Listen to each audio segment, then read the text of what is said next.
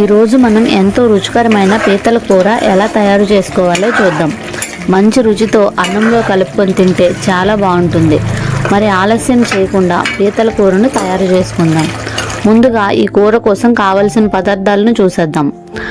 శుభ్రం చేసుకున్న పీతలు, అల్లం వెల్లుల్లి పేస్ట్, 2 మీడియం సైజు ఉల్లిపాయలు, 2 టమాటోలు, కొంచెం టమాటో పేస్ట్ కూడా చేసి పక్కన పెట్టుకోండి. ముందుగా స్టవ్ మీద కడాయి పెట్టుకొని అందులో కొంచెం ఆయిల్ వేసుకొని ఇప్పుడు కొంచెం ఆనియన్స్ వేసుకోవాలి. ఆనియన్స్ మంచి గోల్డెన్ లైట్ కలర్ వచ్చే వరకు నెమ్మదిగా వేయించుకోండి. అందులో కొంచెం అల్లం వెల్లుల్లి పేస్ట్ వేసుకొని పచ్చి వాసన పోయే వరకు వేయించుకొని ఉప్పు, పసుపు, కారం వేసుకోవాలి.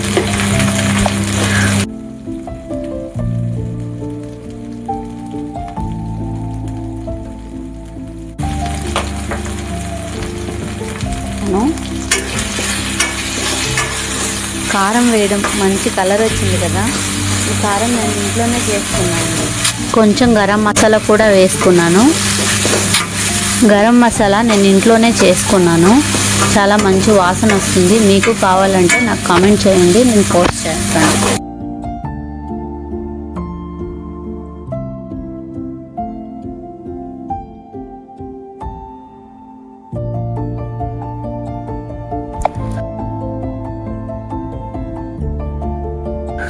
తరువాత టమాటో పేస్ట్ వేసుకొని టమాటాలు మెత్తగా అయ్యే వరకు మూత పెట్టి కొద్దిసేపు ఉడికించుకుందాం.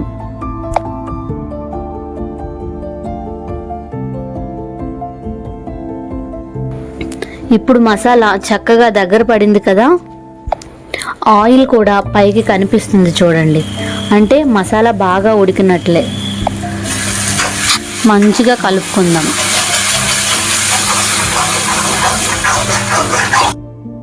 ఇప్పుడు కడిగి పెట్టిన పీతలను ఇందులో వేసుకున్నాను. పీతలకు మసాలా బాగా పట్టేటట్లు కలుపుకోవాలి. చూసారా, చాలా మంచి కలర్ వచ్చింది కదా. వాసన కూడా చాలా బాగా వస్తుందండి.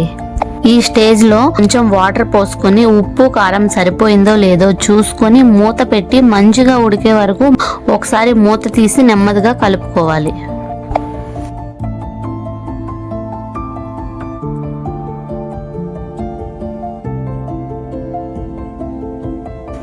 చూసారా, పీతలు బాగా ఉడికిపోయేవి, మంచి వాసన కూడా వస్తుంది. ఇలా ఉంటే నాకు సరిపోతుంది. చివరగా కొత్తిమీర వేసుకుంటే ఇంకా మంచి వాసన వస్తుంది. నా దగ్గర లేదు, నేను ఇప్పుడు వేసుకోవట్లేదు. అంతే అండి, ఎంతో రుచికరమైన పీతల కూర రెడీ అయిపోయింది. చూసారా, కూర ఎంత బాగా వచ్చింది కదా. ఈ నాన్ వెజ్ కర్రీస్కి ఆయిల్, ఉప్పు, కారం మంచిగా పట్టాలండి. అప్పుడు నీచు వాసన రాకుండా ఉంటుంది. మసాలా అంతా పీతలకు బాగా పట్టి మంచి గ్రేవీతో చాలా కలర్ఫుల్గా కనిపిస్తుంది కదా. వేడి వేడి అన్నంలో కూర వేసుకొని తింటే చాలా బాగుంటుందండి. మీకు ఈ రెసిపీ నచ్చితే తప్పకుండా లైక్ చేసి ఫ్రెండ్స్ అండ్ ఫ్యామిలీ మెంబర్స్కి షేర్ చేసి సబ్స్క్రైబ్ చేసుకొని పక్కనే ఉన్న బెల్ ఐకాన్ నొక్కడం మర్చిపోవద్దు. బాయ్. మరో మంచి రెసిపీతో కలుద్దాం.